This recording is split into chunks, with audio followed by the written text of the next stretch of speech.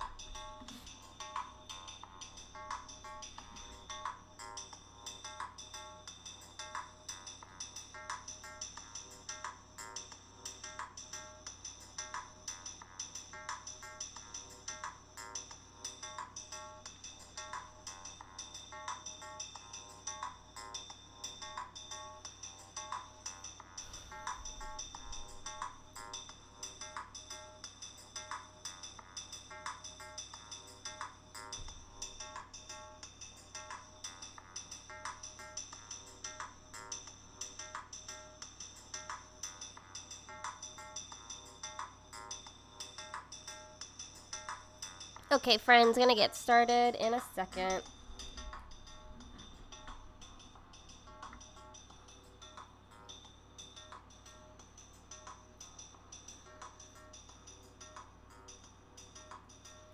Hello. I'll adjust the camera here. Hi friends, welcome back to Attack the Pantry. I'm Jenn de la Vega. This stream is a deep dive into ingredients, cooking techniques, and recipes to help you cook for yourself during quarantine and, you know, the rest of your adult life. Last time here on the stream, I talked for a very, very long time about pickles and cookies. That was really fun. Hello. How we doing in the chat? Did you all bring a snack? I hope you brought a snack. No pickled cookies, Martin.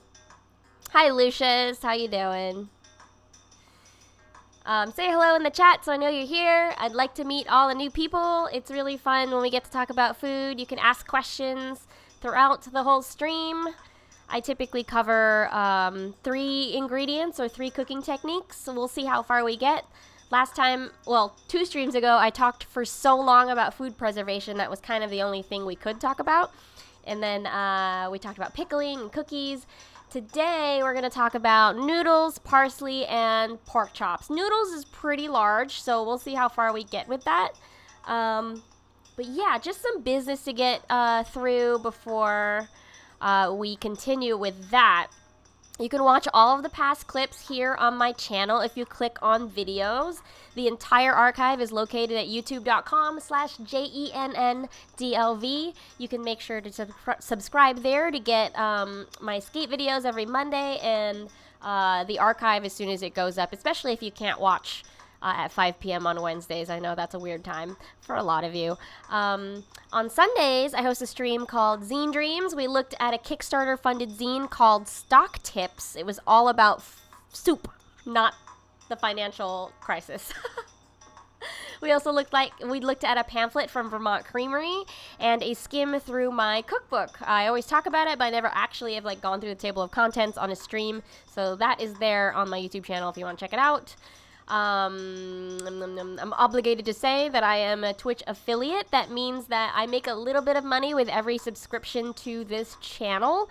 To get around it, you can attach your Amazon Prime account to Twitch, and every month it will give you a free subscription to any streamer that you want. You can pick me some months, you can pick someone else some months, but it's a great way to gift subscriptions to your favorite creators on Twitch. It's great. And you get a little crown next to your name in the chat. Isn't that nice? Let's see. There are lots of really good links below. One way to help me out is to share some of the links so other folks can join in on the fun with us here, or tweet the stream while we're live so that, we can continue conversations and have more people in the party. What's up? So what's going on this week? Mondays, skate videos. There are over 20 of them on my channel now. This week, I did a time-lapse of assembling my first sponsored skateboard. I'm not technically sponsored. It's just that my friends, Nick and Shayna, were cleaning out their house and found a skateboard that they didn't really use. And so they mailed it to me. And it's been really cool learning on a longboard now. I went from very short penny board to now a longboard, which is totally different. It feels very forgiving, if that can be a thing in skateboarding. But it's been really fun, and you can see me put it together on my YouTube channel. Lots of good links below this video, and you can check it out. What else? So Fun City / Float City is on a break this week, but our next Still Fleet episode is going up next Friday. You can still catch up. We also had our Gen Con live show where we were playing Shadowrun. It went up over the weekend, so you can watch that on the Gen Con TV Twitch channel. This week on Patreon, I posted about my next Netflix party, which is tomorrow, August 6th at 8 p.m. We're going to keep watching Ugly Delicious. To participate, all you need is the Netflix Party Chrome extension and be a patron on my Patreon. And if that's a problem for you financially, just DM me and we'll find a way. Yeah? Also on Patreon, I posted a recipe for roast beef flautas and a story about Costco when I was younger. Culinary Word of the Day, episode 4, is about the word legume. It is out on all podcast platforms now. And I also shared a little advice about making your own brand of buffalo sauce for chicken wings. Super fun. Culinary Word of the Day, episode 5, is coming out tomorrow. We're getting organized, friends. You can follow the Twitter at culinarywotd and submit a word. Thank you, Martin, for submitting the word lovage. That is coming up soon. Very exciting. What else? Let's see what people cooked this week. Let's see, where are we? All right. So my friend Sam and Zephyr came to visit, and I traded them some of my Filipino food that I've been testing. So at the top we have vegan pancit, which is a rice noodle dish, and then sontanghon, which is a chicken soup. You would say that it's the closest to like matzo ball soup that we have in the Philippines. It's got these big fluffy pork meatballs that, I know that's not Jewish, but it looks like a matzo ball. It's like that big. It's got water chestnut, pork, and egg inside of it, and then it has wood ear mushroom, a rich chicken broth, shredded chicken, scallion, and some onion. It's really healing. It's very nice. So this is Sam and Zephyr's dinner from the other night. Wes sent a picture of corned beef. Whoa, do I miss a deli corned beef sandwich?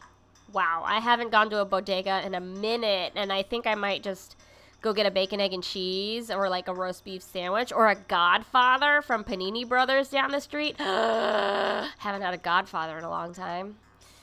Danelle shared this really wonderful news that H Mart is now delivering to Brooklyn, making sure you're aware of this news.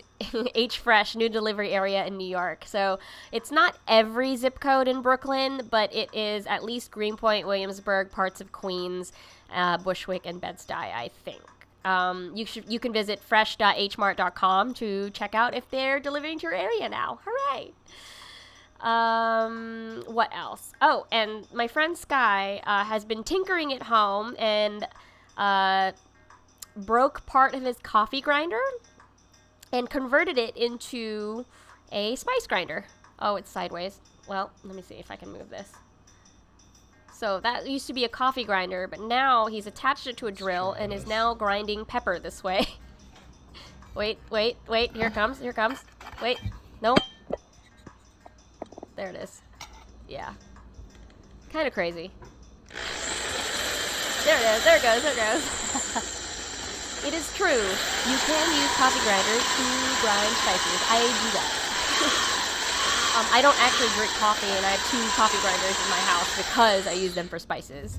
And the way that you clean coffee grinders is with a piece of bread, like a sliced piece of bread, like the soft stuff, not the crusty kind. Because spices get really oily and they can gum up the blade over time. So every now and then I'll make breadcrumbs or spiced breadcrumbs by putting a slice of white bread in there and just running it a few times, and it'll catch like all that oil from the spices and go onto the breadcrumbs. It's great. It's a good solution. What have I been up to this week? This is really exciting. So I've had a little compost box about like, it's in a to-go box. It's like this big. It's like super small. Actually, I'll grab it right here. It's right here. This is my little compost. And someone gave it to me, and there's worms in it. And I also have this planter that you can see in the background that has it has a mix of things. It had like chia seeds before and like avocado, and I decided, it's looking a little dry, so I mixed the two and then redistributed and found at the very, very bottom of my compost there was a garlic clove that had sprouted. And so I decided to plant it, and look at it's growing. It was only like half an inch tall at first, and now it's like 2 inches tall. So I'm gonna have my own garlic chive. It's like one garlic chive. It's so cute. I'm very proud. Since quarantine started, I never thought that I would be good at growing anything, and this is just like such a surprise and delight. It's making me really happy. I'm also growing like a ton of scallions. They last about like 3 or 4 weeks at my house, so it's been amazing growing scallions in the windowsill.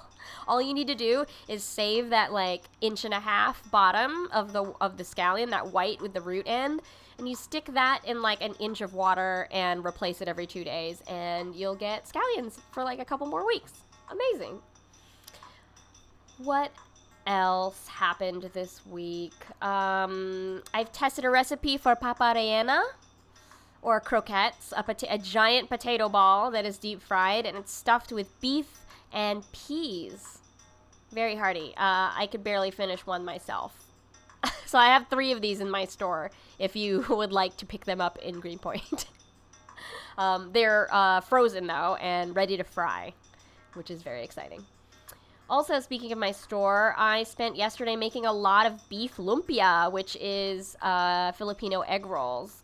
So inside of these are ground beef, peas, carrots, onion, and green bean. And if you do end up getting egg rolls or Filipino lumpia from anywhere, I recommend eating it with sasawan, which is a vinegar sauce. So you can use either apple cider vinegar or white vinegar and slice up a garlic clove, crush up a few black peppercorn, and then put in a sliced Thai pepper. I'll show you what it looks like. So it's just a little Thai chili, some black garlic. I didn't put any garlic in this one. Black pepper, excuse me. And then I didn't slice any garlic because this one was already marinated in some garlic. But it's a great dip for egg rolls, for fried chicken, for anything that's fried, like sausawan is like the best. You might also see it sold in Filipino stores called as suka, S-U-K-A. That's another word for it. So yeah, vinegar dips. It's kind of like North Carolina barbecue dip. But Filipino. Speaking of more Filipino food, I tried my hand at hand stuffing longanisa, which is a sweet sausage. I went to my local butcher and asked for sausage casing. And in the past, I wasn't very successful with hand stuffing sausage, but now I have a funnel, and all you do is you thread all of the casing onto the end of the funnel, and then stuff the meat into the large end, and slowly you'll get through the entire thing. And so it actually didn't take me very long, maybe like 15 minutes to do 4 feet of sausage. It was great. It's delicious. Longanisa is amazing. At some Asian stores, you can find longanisa in the freezer section, or even in some Latin American stores. There are also longanisa versions across Central America, so they might have different like flavor combinations, but at least the Filipino kind has sugar and a little paprika in it. Fun. Oh, thank you, Lucius, for hosting the stream. If you don't know what hosting is, on Twitch, everybody has an account, right? And you can choose to host streams on your channel to help amplify the audience, which is great. Thank you for doing that. What is next? I attempted to grill a pizza the other day, and I totally messed it up. Like, I didn't proof the dough long enough. I did something wrong at every step, but I salvaged it by using a cookie cutter to make it fancy. So, like, I definitely dropped the dough, like, into the grill, and, like, all the toppings fell off. And then I ended up having to put it in the oven to finish because the dough wasn't completely done. But I used a cookie cutter to cut off all the nasty edges, and, yeah, now it looks pretty. That is nectarine and longanisa sausage and basil from Sam's plant. So I saved it. It looks fancy, but I was really disappointed in the dough. Even I make mistakes. Speaking of nectarine, this is a donut nectarine that I got from Fresh Direct. Isn't it pretty? It was like perfectly ripe and delicious. I really liked it. Like, if you've heard of like donut peaches, there are also donut nectarines, which is cool. I like them. Oh, is it still a pizza? Yeah, it's still a pizza. It's like pizza dough. It's like mini bagel pizzas. I don't know. I said my friend Sam visited earlier this week. She is working on a recipe called Mallorca Buns. So Mallorca is like a spiral brioche bun. I believe it's Puerto Rican. But she says that they're meant to be panini pressed. And so I made a breakfast sandwich with the Mallorca bun. So it has longanisa, egg, and basil and hot pepper in there. And I brushed it with butter and then pressed it in my panini press. Isn't that fun? I like Mallorca bun. It was like really good. Okay, let's get to all the fun stuff, right? How are we doing in the chat? Hi! Hello! Manati 8-Bits here! Lucius picked up some donut peaches this morning at the farmer's market. Hell yeah. Great minds. Yeah, donut peaches are amazing. Oh, that's your snack. Alright. Did everybody else bring a snack to chat? Do you remember in like kindergarten or elementary school there was like snack time? I purposefully would hide mine because I knew that the teacher's backup snack was better than what I had. She had these, like, bear-shaped, like, ginger graham crackers. It wasn't Teddy Grahams, but, like, it was larger. I don't remember, but I would sometimes pretend that I didn't bring my snack so I could get the graham ginger cookie thing. My mom would pack me peanut butter jelly or sometimes like leftover rice or fried rice. Oh, you would buy tasty cakes at lunch. I don't think I've ever had a tasty cake with a K. Yeah. Oh, weird. I need to fix that. Like, I need to have a tasty cake sometime in my life before I turn 40.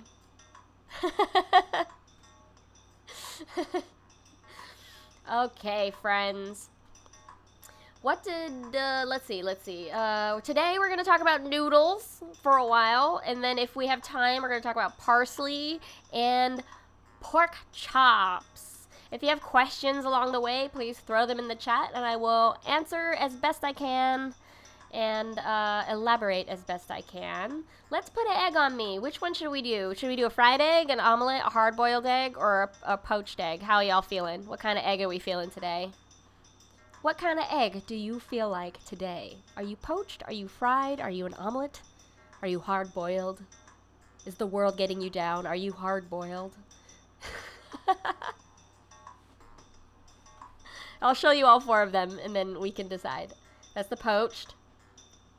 There's the fried. There's the omelet. And the hard-boiled one. Which one should we keep?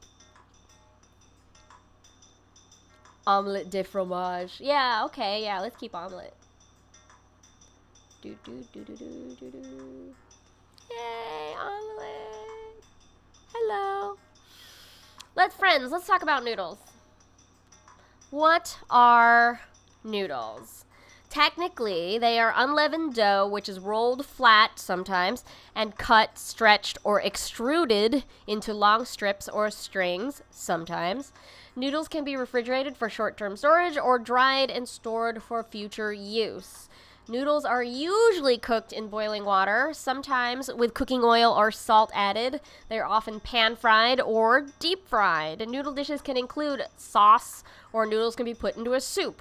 The material composition and geocultural origin is specific to each type and a wide variety of noodles. So what is the defining nature of noodles to you? For the purposes of this stream, I think I want to delineate between noodles, like slurpy slurp noodles, and like things that can fit on a spoon versus pasta that you eat with a fork. So I think for the purpose of the stream, we're going to talk about noodles, like long noodles, and egg noodles, which are a little short, but they still operate in that same way. And ones that are boiled. I think that's kind of the defining nature of what the noodles we're going to talk about today. So, did you know wheat noodles were in Japan? They're called udon. They were adapted from a Chinese recipe as early as the 9th century. So as innovations continued, noodles started to be made with buckwheat, and they were developed in Korea called naengmyeon. And then ramen noodles are based on a southern Chinese noodle dish from Guangzhou, and it's named after the northern Chinese la mian, and that became common in Japan by 1900. Interesting. Kesme, or reshte noodles, were eaten by Turkic people in the 13th century. Ash reshte, noodles in a thick soup with herbs, one of the most popular Persian dishes in some Middle Eastern countries, like Iran. Yes, we just started. Just start talking about noodles. In the 1st century BCE, Horace wrote about fried sheets of dough called lasagna. Which one do you think that one means? Lasagna. The method of cooking these sheets of dough, lasagna, does not correspond to the current definition of either fresh or dry pasta product. It only had similar basic ingredients and maybe the shape. So that's maybe the earliest version of lasagna. So, the first concrete information on pasta products in Italy date to maybe the 13th or 14th century. Pasta has taken on a variety of shapes, but we won't really get into that. We're talking about noodles. Let's see. I have a list of noodle types. Let's get to the ingredients tab here. Noodle types. Let's check it out. Wheat. You can see that there are several kinds of noodle types, like several bases. So wheat is probably the most common and the oldest. We have rice noodles, buckwheat, egg, and others. So others like cellophane or like bean, kelp, or shirataki. So wheat noodles, bakmi in Indonesia, chukamen in Japan, used for ramen, champon, and yakisoba. I don't know what champon is. Kesme, flat, yellow, or reddish-brown Central Asian wheat noodles. Kalguksu, Korean, knife-cut Korean noodles. Lamian, mi pok, pasta. Okay, skip over pasta. Reshti, like I said earlier. Somen. Oh, I've had that before, somen.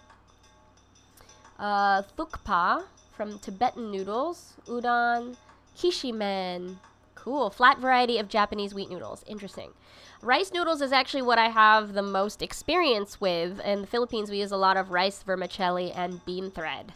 So we have banfa, excuse me, the Vietnamese name for the Chinese rice noodles. Rice vermicelli, like I said. Idiapam, cool. Migan, kanom chin. Oh, this is like a checklist. I want to like eat all of these now. So there's so far wheat and rice, and then buckwheat, makguksu, soba, egg noodles. That's pretty common in the U.S. And then others. Acorn. I'd never heard of acorn noodles before. I didn't even think we could eat acorns, but cool. Tadpole noodles made of corn soup put through a noodle maker right into cold water. Interesting. Cellophane noodles are made from mung bean. That is something that I have in my pantry. I have potato starch. There's like that noodle dish, Korean japchae, is made with sweet potato noodle. Shirataki noodles. Konjac. What is devil's tongue? Is it a mushroom? I actually don't know what konjac is. And there's also kelp noodles. So those are the types of noodles generally. There are hundreds and hundreds and hundreds. What is your favorite noodle, friends? Tell me about your favorite noodles. Oh, you've had champon. The specialty of Nagasaki. It's like a Chinese stir fry. Oh, cool. You've had acorn stew before? Lots of acorns have grubs in them for bonus. Ew.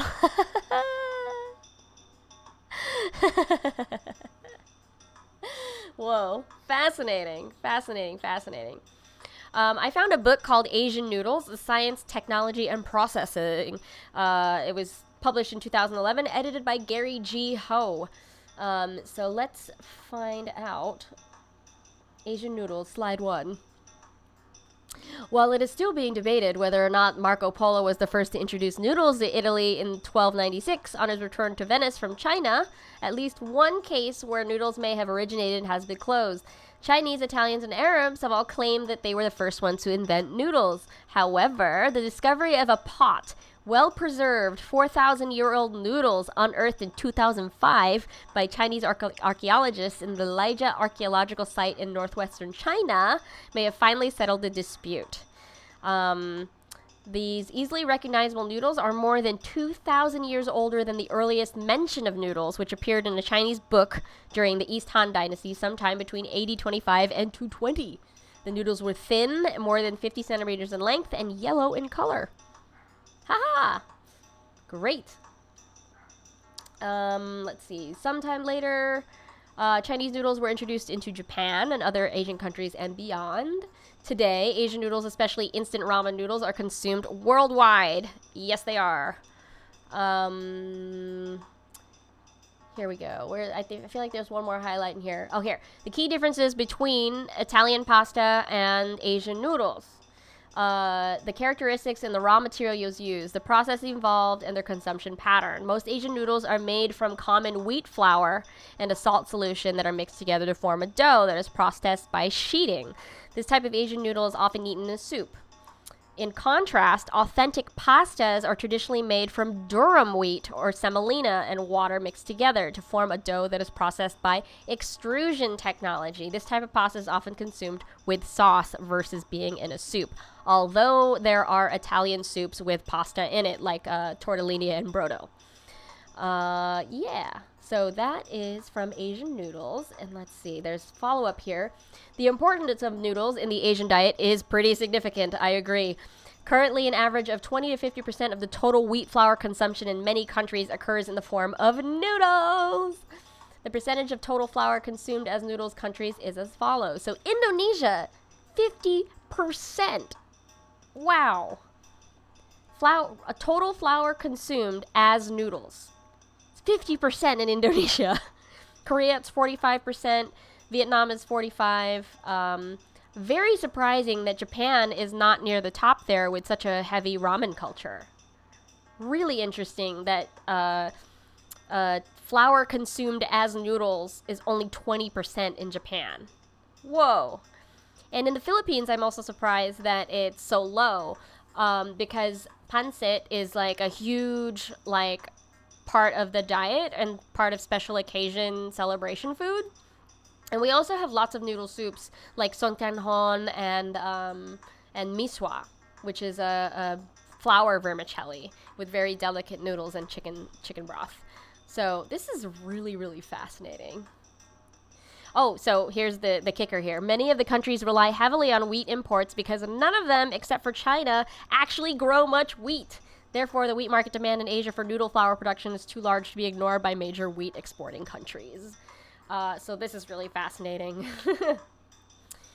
What else? So a third excerpt here. So noodle consumption has not only increased dramatically in Asia over the years, but also received wide acceptance in other parts of the world. For instance, the consumption of instant ramen noodles in 2007 reached nearly 100 billion meals around the world, according to the World Instant Noodle Association. First of all, there is a World Instant Noodle Association? I want in! Oh my gosh. Of the top 15 instant noodle consuming countries, there are 5 countries in which noodles are not part of the traditional diet. That includes the United States, Russia, India, Brazil, Nigeria, and Mexico. Thus, the noodle product is one of number 1 wheat-based foods. Globalization continues to stimulate international trade in the world's top ranked, grains in terms of harvested area. Fascinating. It's fascinating to imagine people in Mexico, Nigeria, and Russia, all sitting down and pouring hot water into their cup of noodle. Isn't that amazing? I think that's amazing. Okay, let's see. Lucius's favorite noodle is cold soba. That sounds great. Yeah, they don't really eat a lot of bread, just all noodle. Yeah, Japan does love their baked goods, though. You're right. Yakisoba pan? Like a noodle sandwich? Oh, that's hilarious. I've definitely made sub sandwiches out of spaghetti before. You really like vermicelli? I'm a fan of vermicelli. I've been playing a lot with it lately. As far as noodles go, I think I really like the skinny, like the really, really thin ramen noodles at Ippudo. You did a spaghetti sandwich as a kid? That's amazing. I love that. That's amazing. Oh, sorry. Moving on. I also found there's that book, The Joy of Cooking. Actually, we're going back to the ingredients. Sorry. So Joy of Cooking has an edition that's dedicated to noodles and pasta. American noodles. Some of our first noodle dishes came to the United States with the Dutch and German settlers. Later, we adopted a broad array of other noodle favorites from Russia, Hungary, and Ukraine, and Asia. Why isn't Asia in here? While we may not necessarily remember these origins, these dishes with their quirky names, wow, okay, xenophobic much, quirky names, variable shapes and soft to chewy textures offer a great deal of pleasure and nourishment. Okay, Joy of Cooking. What's going on with you? So this is more of the like Americana definition of noodles, and so one of them, I've never had this. I've never had the sweet application of noodles before, but Luschenkugel and Kugel are Jewish dishes where you mix egg and dairy with sugar into the pasta or into the noodles and bake it. So it's like a noodle casserole, basically. A sweet noodle casserole. I've never actually had this. I've had like Kugel before, but not Luschenkugel. So variety of noodle pudding is served at most traditional Jewish holiday meals, and there are countless recipes for them. The custom was to serve as a sweet pudding as a second main course on the Sabbath to symbolize prosperity and abundance. Yeah. All right. Interesting. But, so what are some of our other, traditional American noodle dishes? So not any of the Asian dishes, but what like our traditional American noodle dishes? So tuna noodle casserole, chicken noodle soup, Macaroni. Yes, yes, yes. Totally macaroni. Mac and cheese. Trying to think of more. Minestrone is one of them. Pasta salad for sure, like picnic style. What's up? What's up? Yeah, that's like very particularly American. Kind of amazing. I also found an article from The Atlantic. This is an interview with Jenn Liu, who wrote the book On the Noodle Road from Beijing to Rome with Love and Pasta. She answers this question. Both the Italians and Chinese lay claim to inventing the noodle. According to your research, where did noodles come from? And she says, the oldest historical mention of noodles I could find appears in a dictionary from 3rd century AD in China. Earliest Chinese noodles, though, don't appear as strands of dough. They were shaped into little bits, formed like a bread dough, and thrown into a wok of boiling water. That kind of noodle is called mian pian, and is still eaten in China. It's one of the most interesting pieces of research I came across, and this noodle in China actually began with this tradition of bread, something that is still widely eaten across northern China. Fascinating.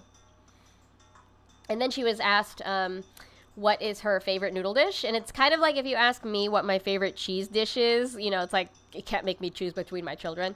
But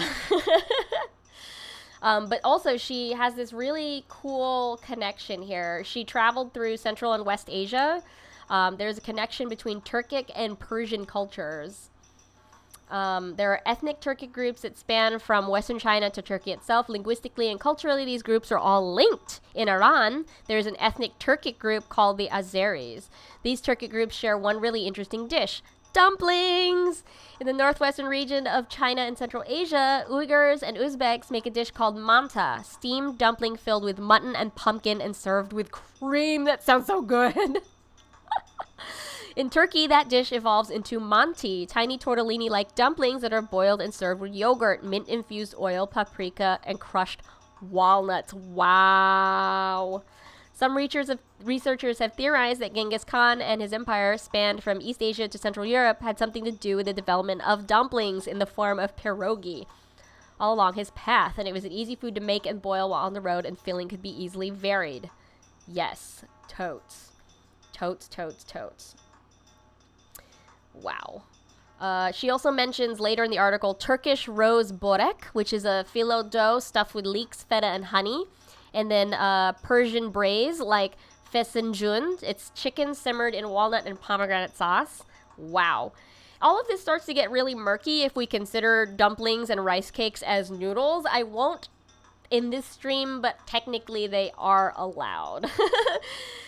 Yeah, the appeal is that they can be fresh, they can be dried, and they can be frozen, which is really amazing. Dumplings and frozen noodles, you know, would constitute well in soup. You can actually just throw them in directly into a soup when they're frozen. Yeah, let's see. Do I have another? We were to go through noodle dishes? Here, wait. Types of dishes. Here we go. These are like the main categories of noodle dishes. Let me zoom in here. Eee. Just want to zoom in. So baked noodles. Boiled and drained noodles are combined with other ingredients and baked. So the mac and cheese falls into that category. Basic noodles, cooked in water or broth, then drained. So like pasta salad is like that. Chilled noodles, like cold soba. Yeah. Cold soba salad. Fried noodles. Oh boy, do I love a double fried pan noodle. It's my favorite. It's like a crunchy, savory funnel cake situation. And then noodle soup, like pho, beef noodle soup, chicken noodle soup, ramen, laksa, saimin, and bak choy. Bak choy is like Filipino version of ramen. Lapas bak choy is what it's called. During the summer, I kind of tend to go, you know, I want to have, like, cold noodles. Oh, I keep forgetting to ask Peter the name of the Korean dish. There's a Korean dish that's cold, like a cold chicken broth noodle soup. I forget what it's called. Oh, you like crunchy chow mein. Are dumplings a sandwich? Good question. I don't think dumplings are a sandwich. I define sandwich by something you can hold with one hand. And it's between two pieces of bread. I know that's controversial. But that's how the Earl of Sandwich invented the sandwich. He was playing cards. But then again, do I want to define sandwiches by some white guy who was playing cards? Not a sandwich. I agree. Not a sandwich. Nope. What is a noodle dish that you guys want to try? Like, I've always wanted to try laksa, but I'm allergic to it, which is really sad. Let's put another egg on me while we talk about this. You want to try pancit? Oh, yeah. Oh, man, I make a lot of pancit. If I start delivering to Manhattan, I'll bring you some pancit. So pancit's really fun and pretty low maintenance because if you get the rice vermicelli, it's like it comes... Actually, I'll show you some. Where is the pancit?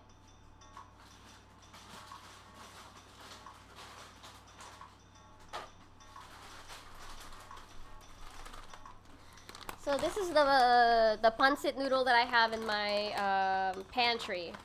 It's also labeled as rice stick or bihon, B-I-H-A-O-N. Yeah. So the way you make pancit is you soak these noodles in cold water for like 10 minutes.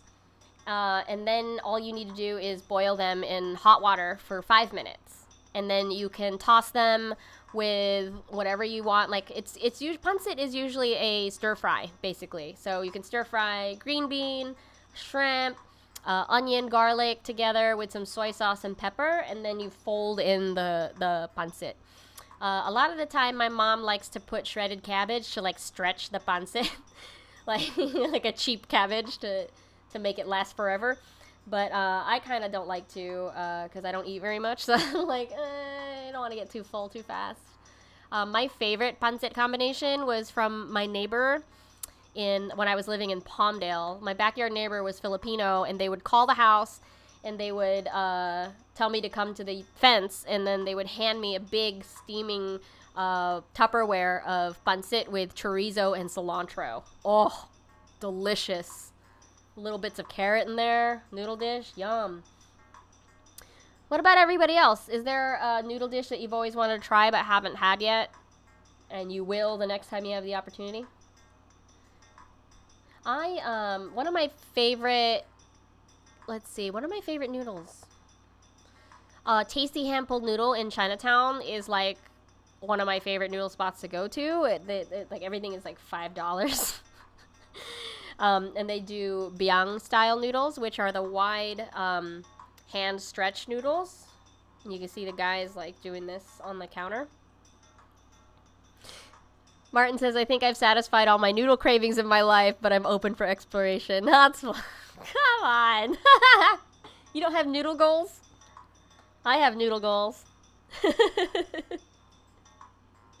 Laksa. Someday I'll have a laksa without coconut milk.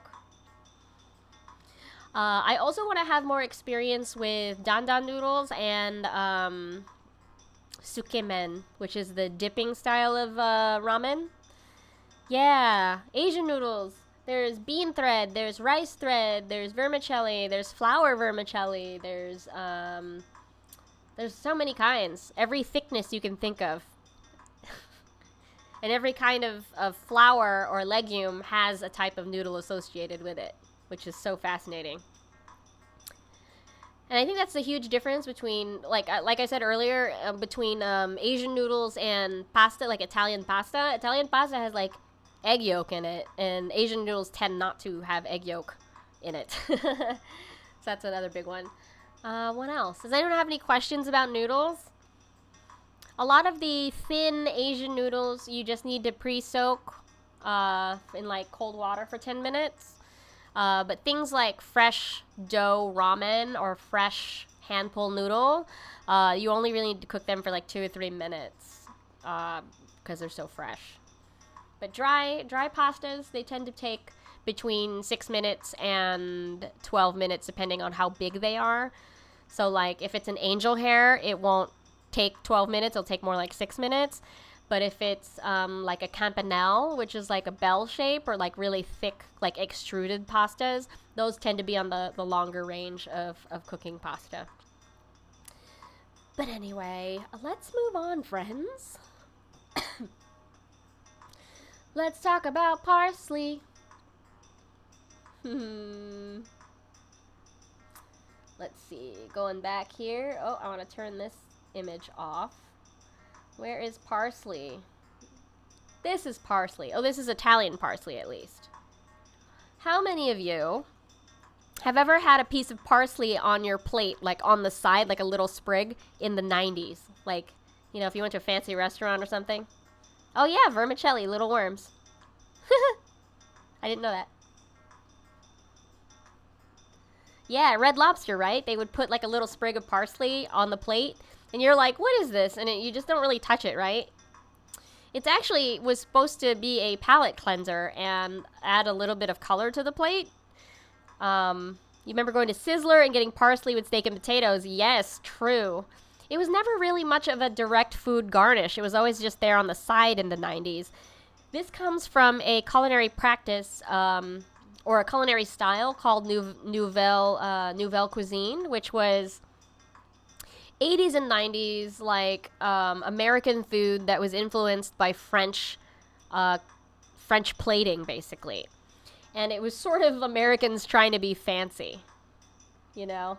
But what they misunderstand about parsley is that it's meant to be like a direct garnish, like included in the recipe, not just relegated to the side. So it's really funny that we interpreted parsley as like an ornamental thing, but it actually has a lot to offer. So it's mostly known as a garnish, but it's also part of a lot of culinary practices like bouquet garni. Bouquet garni is... you'll find that in a lot of soup recipes where you tie a bunch of herbs together, like an herb mix. So if you have like rosemary, thyme, and parsley, you tie it together with some twine and throw it into the soup. And it's kind of like a tea bag, you know, you take it out later. Parsley is an herb native to the central and eastern Mediterranean region that includes Lebanon, Israel, Cyprus, Turkey, southern Italy, Greece, Portugal, Spain, Malta, Morocco, Algeria, and Tunisia. The word parsley is a merger of Old English petersilie and the Old French pericile, which derived from medieval Latin petrosilium. And it essentially goes all the way back to Greek, which means rock celery, or rock stone, or celery. So it's really funny that in food, we have that, like, you know, Uber for this or Uber for that, like Uber for X and Y and Z. So like parsley is the celery of the herb family. Its root name is celery, which is so silly because it doesn't taste like it. It just resembles it in leaf. So I actually have some celery.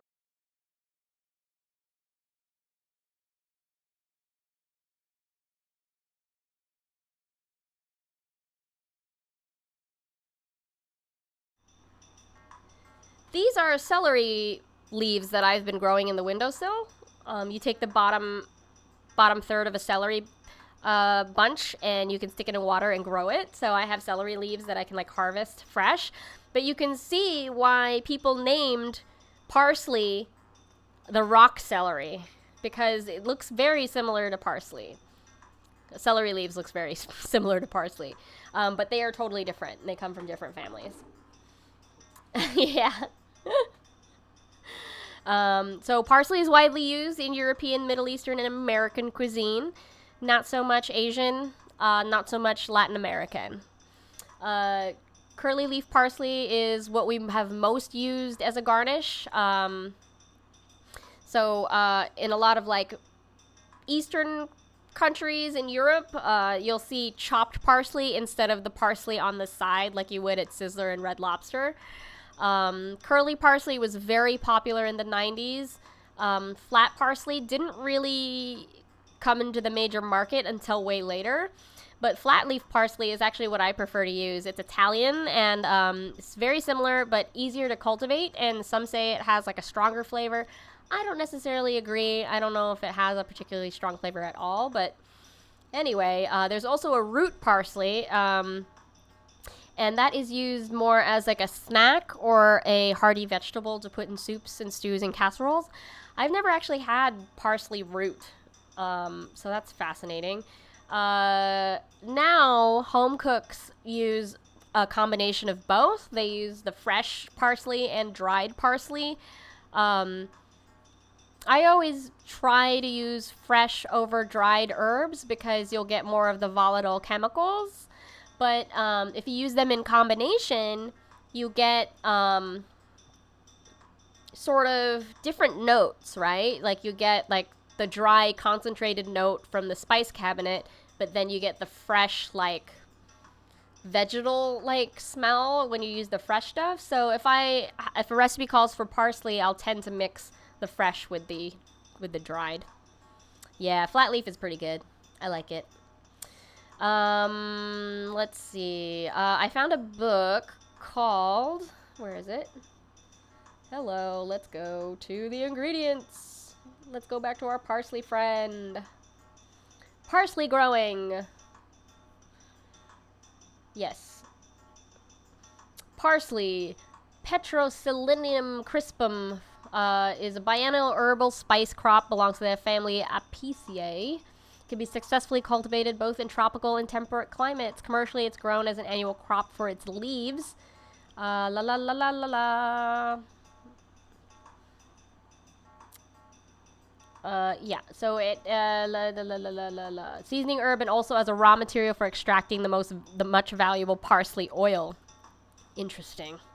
Parsley seeds are used for parsley oil extraction over parsley leaf oil superior to parsley seed oil. Parsley is believed to be originated in the region comprising of Europe and Western Asia. I'm surprised that parsley is not in more Western Asia recipes. I mean, it is in, Eastern Europe and Western Asia sort of touch each other, so I was getting it confused in my head. I'm surprised that parsley is not in any of East Asia recipes. Not very many. It's not very significant in the Philippines, at least so far as I know. So, there are 3 types of parsley. I already named them: curly, flat, and turnip-rooted parsley. Let's see. Chopped fresh leaves are used as a garnish in soups, salads, stews, and sauces. Dry leaf flakes are used as a flavoring agent in many continental preparations. That is so vague. Continental food preparations. Goodness. Okay. According to USDA, fresh raw parsley is a powerhouse of nutrients. 100-gram serving of fresh parsley provides about 36 kilocalories. Is that correct? Of energy. A detailed account of nutrients present here. So 87.71 of grams of water in 100 grams. That's a lot of water. Protein, not very much, 2.97. Surprising amount of carbs. 138 milligrams of calcium. That's pretty significant. And then 554 milligrams of potassium. So I didn't realize that parsley had so much potassium. And here continued, 56 milligrams of sodium. Vitamin A. Whoa, check this out. Vitamin A. I don't know that measurement, IU. Do you know that measurement? 8424. Maybe it's smaller than milligrams. Okay, maybe that's not impressive. Vitamin K. Here. Fresh and chopped parsley leaves are rich in vitamins, particularly K, A, folate, and C. Great. Good to know. Oh, here's a parsley seed oil. I've never actually had parsley seed oil or parsley leaf oil before. It's a fixed and volatile oil. The fixed oil is comprised of apiol, myristicin, and tetramethyloxybenzene. Interesting. Oh, so it's used as a fragrance in perfumes, soaps, and creams.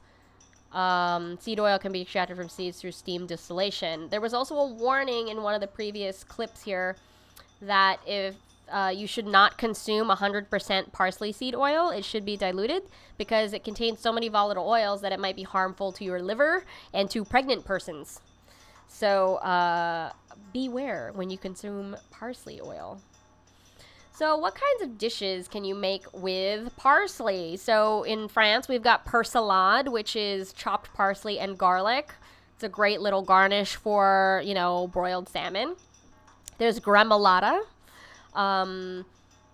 In Persian cuisine, there is a frittata called kuku zabzi, which is egg and lots of chopped herbs. I've had it before. It's delicious. You can stretch any kind of pesto-like sauce with parsley. So if you're making some chimichurri, but you need double, you can throw in a bunch of parsley to dilute it or stretch it if you need to. You can do the same thing with chermoula. You can fortify salads or add freshness to roasted vegetable sides, or mix it into cold bean salads and slaws. You can also use parsley in tabbouleh, potato salads, and just regular salad dressing. Yeah, parsley spa water. Yeah, Chinese cuisine uses cilantro a lot. Yeah, I agree. I've been seeing it a lot in recipes that I've been testing. Cilantro is called Chinese parsley for some reason. That makes sense because they look the same. It's really funny when people discover plants, or in the past, people have discovered plants and just liken it to something else, and they don't know or can't compare it really side by side. So that's how these very different things somehow get the same names. It's very weird. Yeah, you can stretch pesto with parsley. Yeah. I use parsley stems in broth a lot, or I mix parsley stems into a taco mix just for some extra crunch. Or when I'm making chili, right before I'm serving it, I'll stir in parsley stems or cilantro stems for a little bit of vegetal crunch. I don't know. I don't like to waste the stems either. But yeah. Any other questions about parsley, my friends? But yeah, so the whole reason it was put on your plate at Red Lobster and Sizzler was to chew on it after you've eaten this very rich thing. You'll notice that it was always the main courses that tended to have a sprig of parsley on it. So steak, potato, which is really heavy, lobster, a surf and turf. You need, the stuff is soaked in butter and fat. So parsley was there to help you cleanse your palate and freshen your breath. Chew on some parsley, when you're feeling a little funky next time in the... Okay. Whoa, it's already been an hour. You know what? Why don't we we'll save pork chops for next time, because I feel like that's going to go pretty long. But noodles and parsley, that's pretty good. That's pretty good. Right? Let's jump to our fun mental exercise together, friends. Let's pretend we're on Chopped. In the chat, if you want to name 3 or 4 ingredients, and we're going to work together to mash them up. Any ingredients, you can throw curveballs. Where the exercise is just meant for us to try to think of new ways to use ingredients, to stretch our brains, and maybe give us some ideas for dinner later. I haven't decided what's for dinner later, so maybe this will help me. So in the chat, let's name, some 3 ingredients. Everybody pick an ingredient. While you're doing that, I will change my screen back to my full screen. Hi! I'm going to put an egg on me. Let's see. Let's use the poached egg. We'll put it on my microphone. Sesame. Great. Great start. Great start. So we have sesame to play with right now. Sesame seeds come in a few varieties. We've got black sesame and white sesame. They are known for producing a high amount of oil. Sesame can be toasted, or it can be used raw. It can be pressed. It can be ground into a tahini paste. Oil can be extracted from it. Just today, I shared a recipe on my Patreon for sesame sugar, which is a really fun condiment. Yeah, sesame seed buns. Yes, those are all the things we can use in play. We need 2 more ingredients, friends. So we're starting with sesame. We gotta mash up sesame with turnip. Oh, okay, good call, good call. And we need a 3rd ingredient. Athletic LT, you got one for us? Sesame and turnip. All right, you're getting my wheels turning, friends. Let's see. Okay, so far, let's combine sesame and turnip while we think of a third ingredient. Yes, dim sum turnip cake. Yes. I'm a huge fan of that. Vermicelli. All right, let's do this. Turnip, vermicelli, and sesame paste. We can make like a dan dan noodle version, like a vegetarian dan dan noodle with turnip and the sesame paste. We could do a roasted turnip hummus with the sesame tahini. Vermicelli. Oh, we can deep fry the vermicelli to make it like a chip-like consistency for a hummus instead of cooking it the way you're supposed to. Let's make a turnip cake with noodles and sesame seeds. Oh, yes. Yum. I do like a turnip cake. Yeah, noodle chip. We can also, constitute the vermicelli and do like a cold salad with sesame seed, and we can make turnip zoodles. So we could do two kinds of noodle. So we could do turnip noodle and a vermicelli noodle together, and then coat it with sesame seed sauce.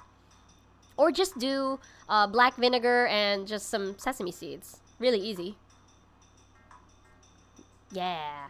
We do pan-fried vermicelli with a tahini sauce and turnip dumplings. We could do turnip dumpling. We could do a turnip burger. I saw a recipe for cutting the thickest part of a turnip and making it into a burger patty, but, frying it like a katsu. So turnip katsu on a sesame seed bun. And maybe some, I don't know, just constituted vermicelli. Oh! We could do like a ramen burger, but with vermicelli. So you cook the vermicelli noodles and then chill them in a ring mold. Yes, exactly. You form the vermicelli into buns and deep fry them to add sesame seeds on top. Vermicelli burger! What's up? Oh, it's like the ramen burger. And then we have a patty that is the turnip. That's a katsu style. Like tempura katsu style. Ooh, yes. That sounds fun. That sounds really fun. Wow. What else can we do? We could do a vermicelli noodle casserole. We could do roasted turnip, sesame seed. Bye, Martin. Tonkatsu sauce and a piece of cabbage. Hell yeah. Hell yeah. That sounds great. These are all great ideas. Oh, that's a great idea. Vermicelli burger with turnip. Wow. You can grate turnip. You could do a miso soup, grated turnip, add some vermicelli. We could do, sesame something. Do sesame oil in that. Yeah, just vermicelli soup with sesame oil and some grated turnip. That's really simple. I would add some bok choy just for like a green crunchy. Sliced turnip salad with sesame salad dressing. Yes, like really thinly sliced, like scalloped, and then fried noodles for crunch. That's a great idea. Man, Lucius, you're killing it right now. You sure you don't want to go on Chopped? It's fun. That's really fun. These are all great ideas. I'm so inspired now. I have some tahini, so maybe I will do that. Wow. You had it at a restaurant before. I mean, that's valid. I have never been to all the restaurants you've been to, so this is helpful. Well, friends, those are all really amazing ideas, and I think I'm going to let you go to go make dinner now, and I'm going to go buzz around my kitchen and make a few things. I think that was a really great session of brainstorming.